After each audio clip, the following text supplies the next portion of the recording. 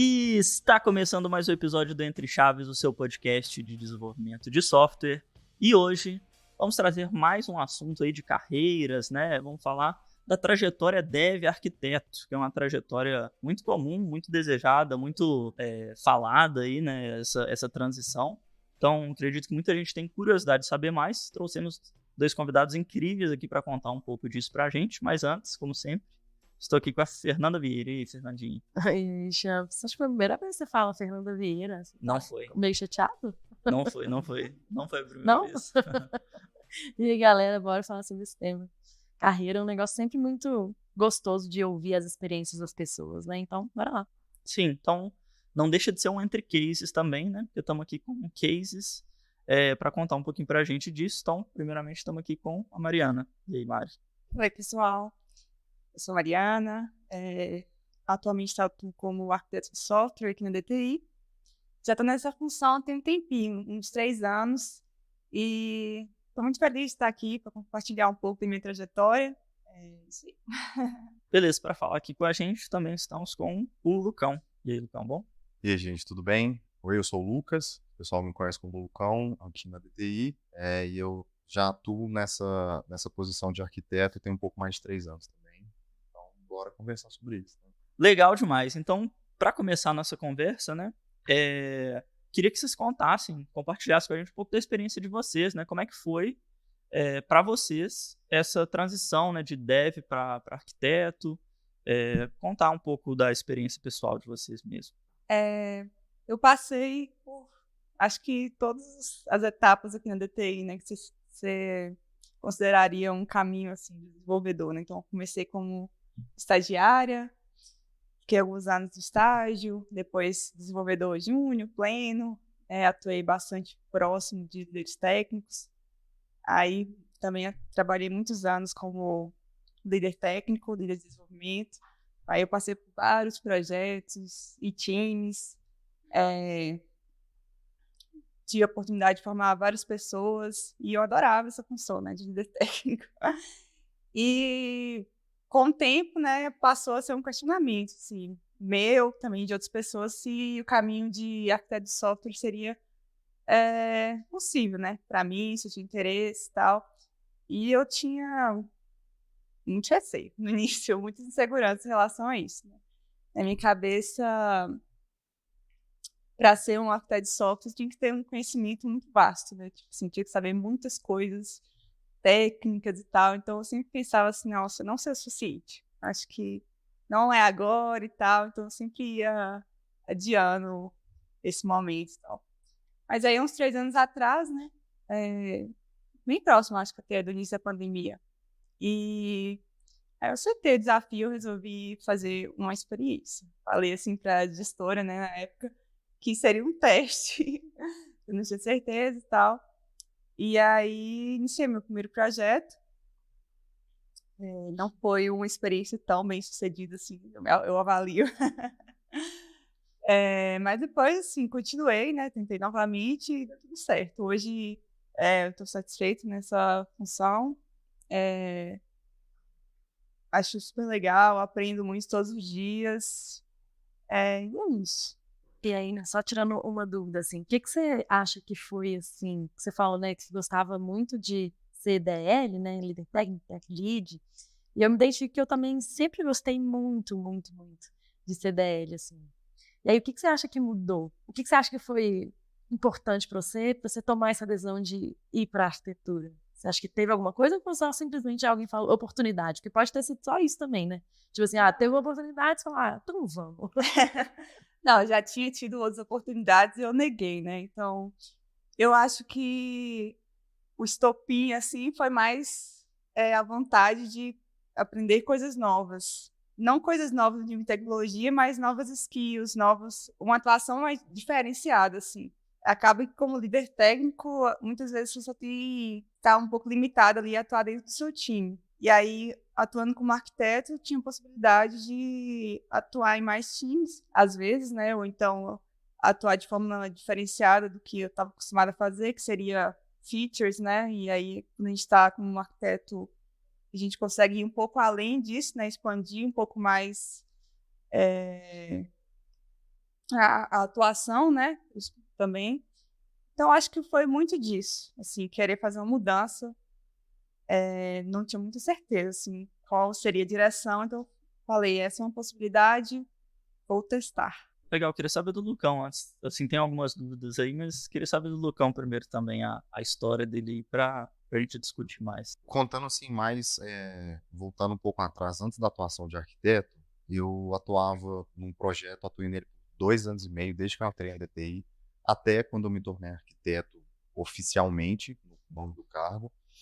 E nesse outro projeto, lá no começo a gente tinha um arquiteto, mas ele saiu da DTI na época e a gente ficou meio que sem. A gente tinha um do cliente, que era, tipo assim, um ponto de referência, mas ele não atuava no dia a dia. Então, tinha muitas coisas que o próprio time absorvia desse papel, e um principal para mim que aconteceu nesse sentido foi a migração de tecnologia que a gente teve que fazer. Inclusive, já tem entre chaves sobre isso. O primeiro que eu participei há muito tempo atrás, que era de Polymer, e a gente foi migrar para outra tecnologia, e eu acabei encabeçando isso e identifiquei que aquilo eu gostei muito de ter atuado naquele sentido.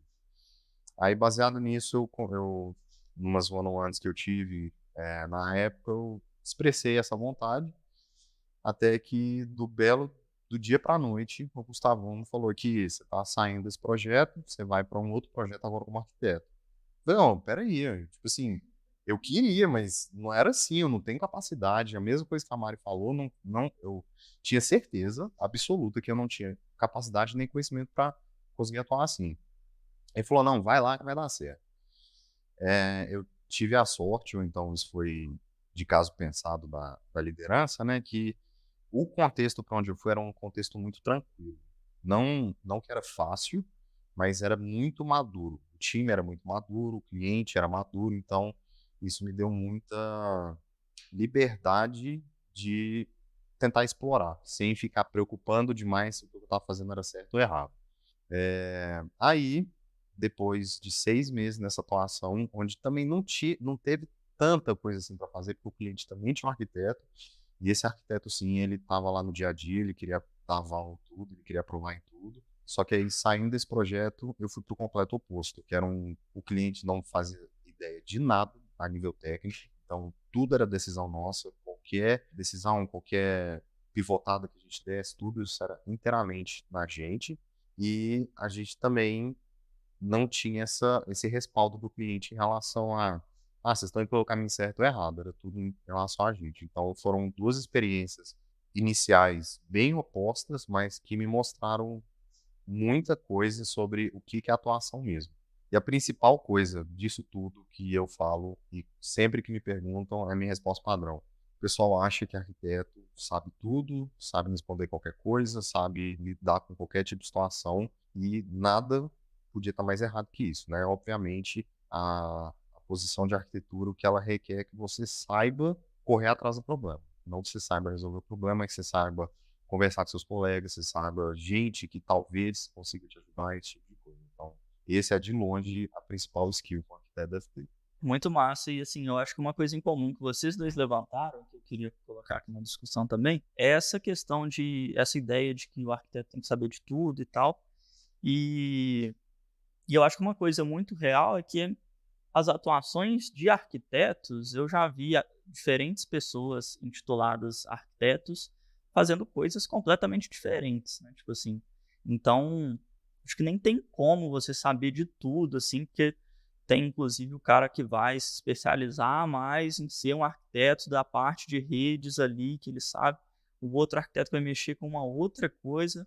Então, assim, realmente não tem como você masterizar todas as skills técnicas do mundo e assumir essa atuação, né? Queria levantar isso para discussão também, porque eu acho que existem tipos diferentes de arquitetos também, né? E skills diferentes que são exigidas, assim, também. Eu acho que existe até uma discussão, né, do quanto que esse papel de arquiteto, né, de arquitetura, ela é meio guarda-chuva mesmo. Sim. E o quanto essa atuação realmente é meio diversificada, assim, né? Talvez aqui na DTI, por sermos uma empresa prestadora de serviços, esse papel é até um pouco nebuloso, porque muitos arquitetos fazem, por exemplo, lidam com a infraestrutura, eu acho que muitos, né, fazem a parte de DevOps também, muitos fazem design de solução, né, e pensam ali mais sobre como a solução, as boas práticas, qual arquitetura utilizar no design da solução. Muitos pensam mais em como, né, os componentes de um ecossistema deveriam se interagir um com o outro, qual componente usar, qual tecnologia. Então, realmente, eu concordo com você que esse papel, né, esse nome, acaba virando meio guarda-chuva para um tanto de coisa. Eu já tive até uma discussão com uma arquiteta que já saiu da DTI há um tempo atrás, que a gente estava discutindo sobre o chapter de engenharia da nossa enterprise e a gente foi montar meio que as trilhas para o pessoal usar de referência, quem quisesse ir para a área de arquitetura, por exemplo. Aí a gente, não, vamos segmentar, porque realmente é um termo muito guarda-chuva. Aí vamos segmentar em software e soluções. Aí o que para mim era software e o que era solução, para ela era o oposto. Então a gente gastou um tempo também discutindo o que seria cada um. Mas assim, no final das contas, existem realmente os arquitetos que vão atuar ali na parte do código, definir qualquer arquitetura que você vai usar a nível de código, o que você vai ter a nível, igual você falou, de componentes de sistema, um front-end, um back-end, uma tecnologia X ou Y. Vai ter o cara que vai atuar realmente mais na área de DevOps, construir pipeline, construir, gerenciar Kubernetes, esse tipo de coisa. Então, a área de arquitetura, tipo assim, quem pensa, não, quero ir para a área de arquitetura achando que eu tenho que dominar tudo isso, é impossível. Eu acho que também vai muito da afinidade da pessoa, né? O que ela quer atuar e muito também do projeto que está atuando. Isso vai depender bastante. Mas o que vocês dois, né, fazem assim, no dia a dia? Tá onde que vocês puxam mais? Talvez igual você falou, né? Do que precisar, basicamente, né? Imagino que essa seja a resposta. Mas conta aí um pouquinho, assim, pelo menos no que tá agora. No que está agora, eu atuo na evolução de um produto. Então, vai depender muito do que a gente está, para que lado a gente está pensando em evoluir. Então, desde no início quando eu comecei nesse projeto, né, estava fazendo uma migração de infraestrutura. Então, a atuação era muito ali na parte de infraestrutura, na hora de construir as pipelines de infraestrutura, de CI/CD e tudo mais. E aí, depois que a gente conseguiu concluir essa migração, passou a ser muito na evolução do sistema. Então, eu comecei a pensar como que a gente vai evoluir esse sistema aqui, para que lado a gente quer ir. A gente vai tentar modularizar, a gente vai quebrar uma parte desse monolith express, porque a gente vai evoluir esse lado, essa feature específica, então seria melhor a gente quebrar essa parte aqui, separar. Então, foi muito pensando na evolução do produto, tanto nessa parte de componentes, né, numa arquitetura mais macro, mas também numa parte de código também. Então, também olhei muito para código, os padrões de código, o que a gente podia evoluir ali ou alterar, esse tipo de coisa. Em resumo, era um pouco de todo mesmo que eu fazia, que eu faço, né, atualmente. No meu caso, atualmente, é sempre mediante o que precisa, mas o projeto lá a gente já tinha, de certa forma, infraestrutura pré-definida, toda baseada em functions e serverless. Então, nesse lado não teve tanta atuação. A atuação principal foi a nível de código, de longe, foi o mais importante, mas também o design da solução, o que a gente vai usar em cada uma dessas functions para integrar isso tudo depois, etc. Pipeline CI/CD também. Questão de integração de testes de ponta a ponta, de carga, tudo isso. Tem um time que atua nisso, mas trazer isso para dentro do ecossistema, tive bastante atuação nisso também. E basicamente isso. Muita coisa, sem muita ínfila, mas no restante teve bastante. E aí, tá curtindo o episódio? Compartilha então com aquele seu amigo que você acha que vai gostar também.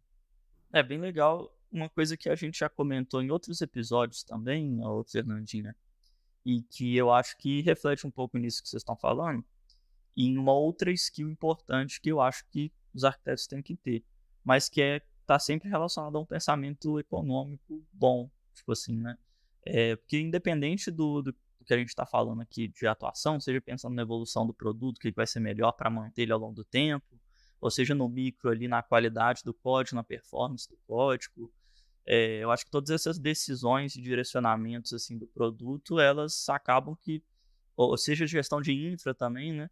Essas decisões ela acaba que giram em torno de ter um bom pensamento econômico para o projeto em si, né? Garantir uma manutenção a longo prazo, garantir que a longo prazo ele não vai sofrer com um aumento de volume, de carga, alguma coisa nesse sentido, e que né, no final das contas, financeiramente, digamos assim, vai ser mais eficiente os esforços do time. Essa é até uma diferença importante, assim, entre, eu acredito, né, na verdade, entre o líder técnico e o arquiteto. O líder técnico não preocupa tanto com isso. Não é uma coisa, assim, que está na cabeça dele, né? Tipo, é mais focado na feature ali. Então, o arquiteto, não, está sempre avaliando os trade-offs em várias situações, né? Tanto seja nessa questão de custo, e a gente pode falar de custo direto, né? Seria custo de infraestrutura até, mas até um custo a médio e longo prazo, que é o custo de manutenção que você citou. Então, a gente está sempre avaliando essa questão, passando para o time, né? Ou até junto do time também. Mas é uma coisa que realmente está sempre na nossa cabeça. Eu gosto também dessa definição que a gente já falou em muitos episódios da arquitetura, dos arquitetos, esse papel ser muito relacionado à redução de custo, né? Tentar a otimização de custo, vamos falar assim. Mas teve uma outra coisa que vocês falaram que eu também gosto muito, que é do arquiteto ser essa pessoa também que faz tudo, que está ali, meio que faz o que precisa também. Né? E eu acho que na era de eficiência digital, em que a gente tem que ser cada vez mais generalista, parece um negócio muito bom, você está disposto também a resolver problemas. Né? Eu já falei sobre isso aqui no Entre Chaves milhões de vezes, mas assim, para mim, isso é bom demais, assim, você ter um perfil de saber resolver problemas, sejam eles quais forem, né? Assim, vai ser de DevOps, eu vou lá e, não sei não, mas eu vou lá e vou aprender e vou resolver. É alguma coisa aqui de código e tal, uma ferramenta que eu nunca vi, autenticação de não sei o quê, vou lá, correr atrás, vou descobrir alguém e vou saber. Isso, assim, isso me parece, né, que é uma evolução muito grande. E aí, até pegando esse gancho que você trouxe, Mário, do DL, da diferença do DL para o arquiteto, que eu acho que é um tema legal também, que eu acho que também tem um pouco disso. O DL, eu acho que é uma pessoa também meio resolvedora de problemas, mas eu acho que o arquiteto, ele vem talvez numa escala maior, né, de resolver mais problemas e problemas mais gerais, né, às vezes até corporativos, né, às vezes de mais de um time. Nisso, eu me lembro de um episódio do Entre Chaves, eu acho que foi, não lembro se foi Entre Chaves ou Agilistas, mas que falava sobre topologias de times, e alguém mencionou sobre uma coisa que eu nunca tinha conseguido colocar em palavras até então, mas que o papel do arquiteto é muito permitir que o time faça seu trabalho. Então, é realmente esse cara que acaba absorvendo muito problema, não absorvendo no sentido pejorativo, né? Mas acaba blindando o time de uma série de problemas que o time não precisaria lidar. E isso envolve, muitas vezes, lidar com problemas de diversas disciplinas, né?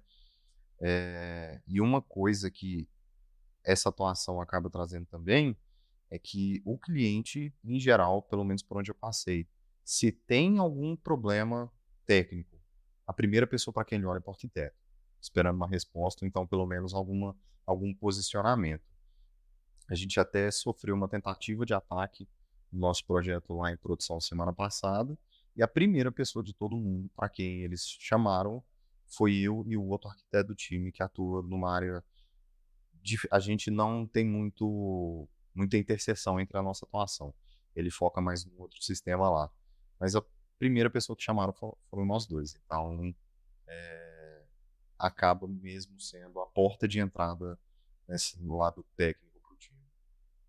Isso é legal, né? Chega uma interrogação de um lado e você tem que tomar uma decisão do outro, independente do que for ali, mas dessa parte técnica aí mesmo, até além disso, né? E aí eu não sei, eu acho que eu tô fazendo muitos links com skills, assim, tá me dando uns insights, assim. E eu lembrei muito do episódio que a gente gravou recentemente também, que foi sobre gestão de tempo. E eu acho que, né, por tudo que vocês estão falando, são mais tarefas, mais responsabilidades, mais decisões, mais coisa para fazer. E de naturezas diferentes, às vezes. De naturezas diferentes. Então, imagino que essa skill de gerir melhor o tempo e saber o que você vai delegar, o que você vai fazer, o que você vai replicar, né, ensinar, o que você vai... imagino que isso deve ser algo importante também para não ficar sobrecarregado também, né? Como é que vocês lidam com isso? Nossa, é muito difícil. Eu naturalmente não sou muito organizada, então eu sofro um pouco com essa questão de gestão do meu tempo. E aí tentar priorizar e deixar essa prioridade evidente assim para o cliente ou para os times. Por exemplo, atualmente eu atuo em 2 times, então eu estou sempre deixando em evidência qual atividade de qual projeto está na minha prioridade naquele momento. Então é isso, priorizar uma coisa e dar visibilidade disso. E aí eu preciso também de feedback constante dos times para conseguir analisar, né, o que eu tenho que colocar, né, qual é a ordem de prioridades das minhas atividades. E é isso, mas é uma luta diária, assim, eu acho, de organizar o tempo para fazer coisas diversas, assim, e tentar evitar ao máximo chaveamentos de contexto, assim. Porque, por exemplo, se eu fico muito tempo dedicando uma coisa, um time específico, por exemplo, quando eu vou chavear para o outro, eu já não lembro mais de nada. Então, também tem que saber dosar assim, as atividades para não ficar me perdendo muito tempo com isso. Essa questão de chaveamento de contexto é realmente a maior dor que eu tenho, porque se eu fico 8 horas do dia atuando em um só assunto, eu acabo o dia de um jeito X. Se eu atuo em 3 assuntos diferentes, já é um pouco pior. Mas tem aqueles dias que você atua em 20 assuntos diferentes e você acaba aquele dia acabado, assim, destruído. Esse gerenciamento de tempo é uma coisa que cada um vai descobrir seu jeito, cada um vai encontrar o que funciona melhor. E eu levei um bom tempo para encontrar o que funciona para mim. Eu até converso com outras pessoas, já vi gente discordando disso, falando que para eles isso não é problema. Mas, por exemplo, eu parei de aceitar reunião no horário de almoço. Eu falei, não, no horário de almoço eu vou fazer todo dia, a não ser que seja algum assunto de vida ou morte. Mas se não, todo dia eu paro meu horário de almoço, faço meu horário de almoço, sem esquentar a cabeça, sem ficar olhando o celular, respondendo e-mail. Já fiquei até um pouco preocupada. O seu controle foi não fazer reunião na hora do almoço, pô. Não, Fiquei um pouco preocupada. porque, assim, nos projetos que a gente atua, isso é importante mencionar, os projetos que eu tenho atuado são projetos internacionais, então tem a diferença de fuso horário faz sentido. direto, Graças a Deus. costuma ser um problema. Mas isso se estende também a horário, trabalhar fora do horário, que o pessoal chama demais. A não ser que seja um caso extremo, como tem acontecido ontem e vai acontecer hoje de novo, vai ter uma reunião 8 horas da noite, eu não tenho problema em falar com o pessoal, gente, eu não consigo. O que no começo eu falava, não, bora lá. Aí o burnout começa a pegar, você começa a ficar Isso é cansado. interessante porque parece um pouco uma comparação que a gente já fez também, por exemplo, da sprint.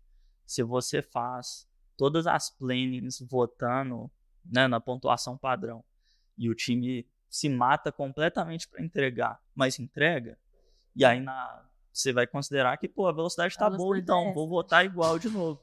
Então aquele passa a ser o comportamento padrão, né? Então eu acho que se você acaba comendo seu horário de almoço e fazendo hora extra sempre, quer dizer que a sua entrega é aquilo ali, né? e esse é o seu padrão, e vai ser essa a régua que você vai ter que manter até você não conseguir manter mais, né? Exatamente. Mas eu acho que um dos problemas, né, que vocês trouxeram aí de gestão do tempo, que eu acho que faz muito sentido e que eu também sofro um pouco, é justamente, acho que não só eu, mas todas as pessoas que não têm um burn down correndo atrás delas. Que eu acho que esse é o real problema, assim. Que quando você tem um burn down correndo, tipo assim, né, quando você está correndo para fazer com que aquele burn down convirja, de alguma forma, você tem uma prioridade muito clara estabelecida. Não é que te pegar uma atividade, levar ela até o final, colocar, sabe, validar aquilo, as suas atividades passam, elas têm, né, quando você é desenvolvedor, ou mesmo quando você é DL, você tem uma prioridade, eu acho, muito bem clara e muito bem estabelecida. Mas quando você não tem entregas tão claras ou objetivos tão claros dentro de uma sprint, né, eu acho que acaba virando uma coisa muito mais fácil da gente ou atropelar a prioridade, ou mudar de contexto, ou alguém chamou, eu falo sim, porque afinal eu não estou controlando tão bem o meu tempo. Eu não estou sabendo tão bem como que eu estou se eu realmente posso falar assim para aquela pessoa ou não, né? Vocês sentem que é por isso ou não? Que eu sinto. É complexo.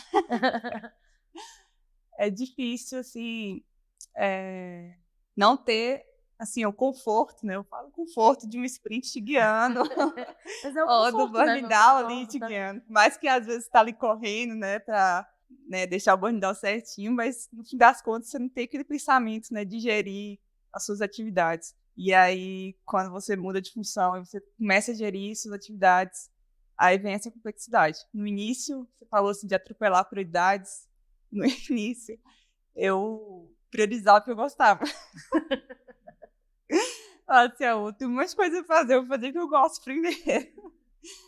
E aí, até definir, assim, mais ou menos, em priorizar, né, o que é importante para o cliente, né, no final das contas, a gente está trabalhando para o cliente, demorou um pouquinho, assim. E tem uma coisa também que é difícil manter muitas vezes, é um pouco de motivação, eu acho.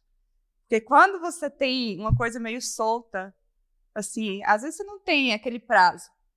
Nem sempre você fala assim, eu tenho que fazer essa atividade e eu tenho um prazo fixo. Nem sempre você tem. Então, você também tem que estar ali, às vezes, lidando com a motivação. Tipo assim, tem essa atividade que não gosto tanto de fazer, mas tenho que fazer, mas não tem um prazo fixo. E como é que lida com isso? Eu sinto, eu tenho um pouquinho dessa dificuldade também. No início tive mais, né? Agora eu já acho que eu já estou mais estável assim, na função, já desenvolvi meus métodos e tal, e melhorou, mas eu senti um pouco disso no início também. Uma coisa que, para mim, eu já passei por times onde os itens arquiteturais também contavam na sprint, o que é bem complicado, porque muitos deles são meio que exploratórios, você não sabe onde você vai chegar, não é muito bem definido, você falar se chegou lá ou não, e tem muita coisa que você só não consegue mensurar. E o cliente fazer questão de que a gente voltasse aquilo, colocasse tudo dentro da sprint, e várias vezes, sprint atrás de sprint, aquilo ia transbordando para a sprint seguinte. Então, eu acho que precisa de um nível de maturidade e estabilidade do projeto muito grande para conseguir fazer isso funcionar. Só que no projeto que eu estou hoje não é assim, os itens arquiteturais realmente estão fora da sprint. E uma coisa que eu levei um tempo a aprender também, mas isso não é uma coisa que você consegue fazer desde o primeiro dia, mas é ter um relacionamento muito bom com o cliente, de ter uma comunicação muito clara para as prioridades, você conseguir entender o que realmente é prioridade. E não apenas com o cliente, mas com os POs do time também, que você tem que estar em sincronia, porque senão parte do seu time está indo para um lado, outra parte está indo para o outro lado, você não vai convergir nunca. Né? Sim. Eu queria até compartilhar com vocês, assim, depois desse dia que a gente gravou, né, um episódio de gestão do tempo, eu comecei a fazer um negócio que eu falava que eu ia começar a fazer, sempre não começava, que é gerir as minhas atividades com um burnout pessoal. Tipo assim, eu passei a colocar toda semana as minhas atividades num Excel e gerar um burnout com elas. Estimar, por mais que às vezes a estimativa não seja muito assertiva, porque eu também tenho muitas atividades que são exploratórias, né? Muitas coisas assim, que às vezes eu tenho que responder, demandas que surgem do nada, mas passou, gente, a me ajudar de uma forma a conseguir falar não nas coisas, a conseguir ver os percentuais do tipo de atividade que eu estou fazendo, porque eu faço atividades de várias naturezas diferentes e às vezes eu tenho uma prioridade que é clara na minha cabeça, que é eu tenho que priorizar atividades dessa natureza aqui, ó, tal. Só que aí, sem esse controle, é muito fácil a gente se perder. A gente chegar e falar sim para todo mundo, igual eu falei. Chegava uma reunião, posso marcar, nanana? Pode, olha um horário na minha agenda. Agora, com os meus percentuais lá, eu realmente estou olhando e falando assim, olha, infelizmente, agendas com assuntos diferentes desse aqui, que é o meu foco, eu não consigo mais essa semana. Só na graça. De verdade, claro, gente, não é fácil igual eu tô falando aqui, não é. Mas assim, eu tô tentando, eu tô fazendo esse exercício. E eu acho que para papéis que não tem uma sprint confortadora, né? Como a Mari descreveu, que eu gostei muito, não tem uma sprint que você se conforta em saber muito bem o que você tem que fazer. Eu acho que é legal, uma técnica boa de fazer. Compartilha Gostei. esse template, Fernanda. Vou compartilhar. Eu achei legal esse negócio do conforto também, né? Porque no início da trajetória, o burn down é o nosso desespero, né? Aham. E aí chega um momento que ele nos conforta e a gente sente saudade. E é bem isso mesmo, né? Mas é bem isso mesmo. Tem hora que tem vontade de falar, nossa, eu queria tanto que alguém gerisse minhas prioridades. Exatamente. Né? Não é verdade? E Exato. o burn down e esses sprints também estão relacionados um pouco com a parte de motivação que a Mari falou, né? Porque no final, se você entrega, você tem uma conquista ali, né? Consegui entregar meu item, consegui entregar sprint, conseguimos alcançar tal coisa. Então, a motivação, ela vem mais fácil, digamos assim, né? Você está constantemente sendo lembrado de que estamos fazendo um bom trabalho, então precisamos melhorar, mas você tem uma visibilidade do que está acontecendo, diferente do trabalho que você faz mais a sério. Assim. Isso, e acho que tem um outro fator também, aí vocês podem concordar ou discordar, né? Que eu acho o espírito do time. Quando a gente é DL ou quando a gente é dev, a gente tem um espírito do time que tá ali trabalhando por um objetivo da sprint, convergir o burn down, entregar aquelas features daquela forma. E eu acho que quando você começa a atuar de uma forma um pouquinho mais deslocada, né, de um time, o Mari falou que atua em 2, o que eu não sei, não entendi, você atua em mais de um também, né? Sim. Então, Tem eu o acho que principal, mas mas sempre acaba tem tendo outro, outras demandas. Então acho que esse espírito do time ele enfraquece um pouco também. Eu acho que isso pode até ajudar a não ser Não tão motivar, né? motivador, né? Não sei. Isso é até uma coisa que eu tinha um pouco de medo também no início. Falar assim, nossa, vou perder um time, né, que você sente ali pertencente, né, o time dá um senso de pertencimento. Falar, se eu perder um time, eu vou ficar solto aqui, tipo, não, talvez não vou criar tantos laços, vou perder alguns laços e tal. Mas, atualmente, o que eu tenho feito é atuado bem próximo dos times, né. Então, eu tenho um time que eu atuo menos, que é um time bem pequeno, e outro que eu atuo mais. Então, eu tento ficar bem próxima do time para me sentir parte também e eles também terem a liberdade de me procurar, né, para qualquer questão que eles tiverem e me fazer parte daquele time. Porque, realmente, se eu fosse trabalhar muito solto, assim, totalmente sozinha, não acho que não ia ser tão legal. É bom sempre tentar encaixar a atuação em um ou mais times, né? E participar dos hits desse time, não todos, né? Porque aí seriam das reuniões, mas participar ao máximo ali junto com o pessoal. isso de fazer parte do time e tentar estar ali próximo é uma coisa que tem que ser feito também. Que eu já vi que muita gente tem a noção de que o arquiteto é meio que um cara que tá, tipo assim, lá no alto do Monte Olimpo, inalcançável, tem que tratar ele com respeito, com todo pisar em ovos, e tipo assim, eu já vi o time gastando 3 dias para resolver um problema que eu sabia que era algo que eu já saberia resolver, porque eu já tinha tido experiência com aquilo, só que ninguém se sentia confortável de vir chamar. Isso é um absurdo, porque o arquiteto ele faz parte do time, ele faz parte da entrega do que o time tem também, então é um time só, não tem essa distinção de, não, só chamar ele se for caso de vida ou morte, ou qualquer coisa assim. Então, fazer parte do time... Na hora do almoço, sim.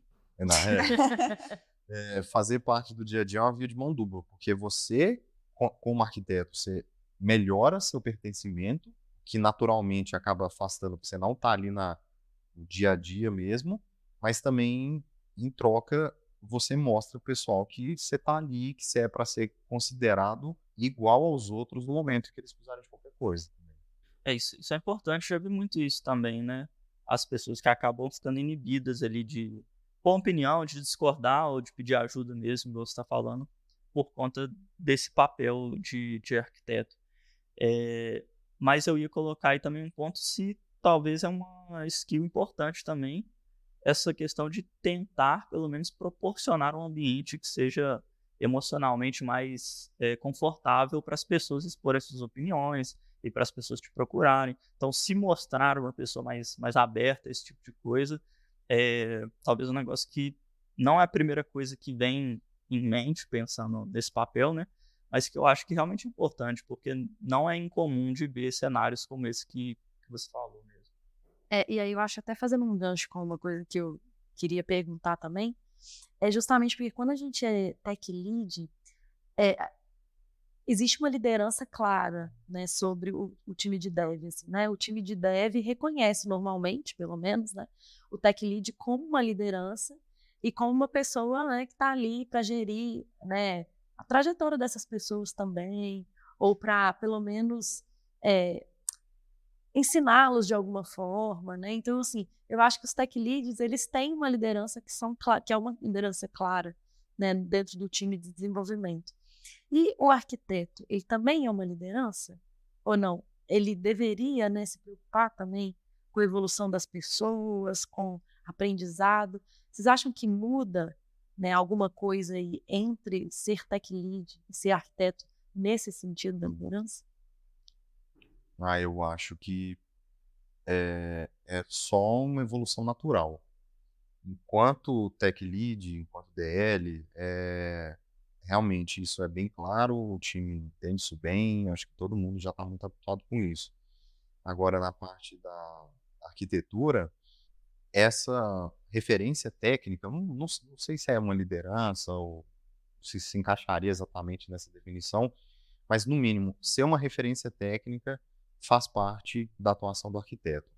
Não que é o cara que vai saber todas as respostas, mas é um cara que vai ajudar o time a encontrar as respostas. O que é comum demais. Vira e me perguntar coisa, eu falo, velho, eu não faço a menor ideia, mas eu já participei uma vez de uma sabatina onde eu vi um cara mencionando sobre isso. Eu vou pingar ele, vamos ver se ele sabe a resposta. Então, essa questão de liderança, voltando para aquele clichê, né, que liderança é, na verdade, servir. Se você atua como cara como uma pessoa que permite que o time faça o trabalho dele, que ajuda o time a desenvolver as entregas, e é o cara que está ajudando o time a andar para frente, então talvez seja uma liderança, mas uma liderança no sentido de que você está permitindo o time a executar seu trabalho. Isso vai muito com o que você falou, né, daquela questão de topologia dos times, né, do papel ser mais habilitador do que de liderar mesmo, né? Então, eu também não vejo, né, como uma liderança, eu acho que continua sendo líder técnico e nos times eu sempre incentivo, né, eles a tomarem a decisão. Tem coisa assim que eu falo, não gosto de participar, nem de entrar nas reuniões de estimativa, por exemplo, desse tipo de coisa, que aí, geralmente, né, as pessoas olham para você, aí você dá o palpite e acaba sendo aquilo. Pessoal, não vou participar mais das reuniões estimativas, é uma decisão do time, não vou desenvolver, não tem nada a ver. Então, assim, eu sempre enfatizo, né, que a liderança é do líder técnico e que eu estou ali de apoio para o que eles precisarem, no caso. Então, e a questão de aprendizado, né, que você citou, né, de mentorar as pessoas e tal, aí eu acho que vem naturalmente, assim, de você atuar próximo do time. Tem alguns momentos, por exemplo, que eu até pego histórias, assim, da sprint. Então, eu gosto de fazer isso às vezes. Às vezes pego uma feature para fazer, ou se for num cenário que é uma feature muito complexa, às vezes eu pego para fazer, algumas vezes, ou só para, talvez, se parecer, né? Ou então ver como é que está sendo o processo do pessoal. E aí eu pego, e aí já vou dando os toques. Eu estou sempre revisando o código da galera para dar alguns toques também, participando dos PRs e tudo mais. Então, acho que isso acontece também naturalmente no convívio ali diário com as pessoas do time. Uma coisa que tem a ver na resposta de vocês dois e que eu, particularmente, nos meus contextos, já aprendi muito com arquitetos, né? Essa parte de transferência de conhecimento mesmo. Então, às vezes, a solução ali, né, arquitetural, digamos assim, de um problema vai ser habilitar o time a ter um conhecimento específico. Então, fazer né, ensinar as pessoas ali a fazer alguma coisa, ou, igual vocês estavam falando, revisão de código e tá próximo dos PRs ali, por exemplo, falando de qualidade, né? Então, voltando na pergunta inicial da Fernandinha, né, sobre os arquitetos serem lideranças também, né, enquanto referências técnicas, esses repasses de conhecimento eu acho que sempre vão acontecer, E transferir conhecimento é você estar habilitando outra pessoa, é você estar liderando outra pessoa também, né? Você está influenciando na trajetória dela, positivamente, crescendo aquele outro profissional tecnicamente. Então, Sim, mas eu acho que além disso, eu acho também que o arquiteto e a arquiteta tem também skills de liderança, por mais, né, talvez que não exerça uma liderança tão direta sobre o time, como a Mari falou, né?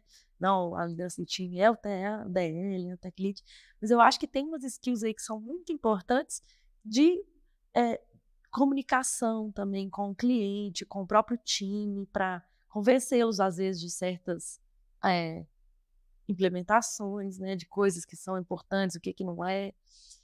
Até assim, e como vocês falaram de mentoria, então eu entendi o que você fala, Mari, de não ser uma liderança direta, mas ao mesmo tempo eu acho que skills de liderança são bem importantes também para uma pessoa que está nesse papel, assim.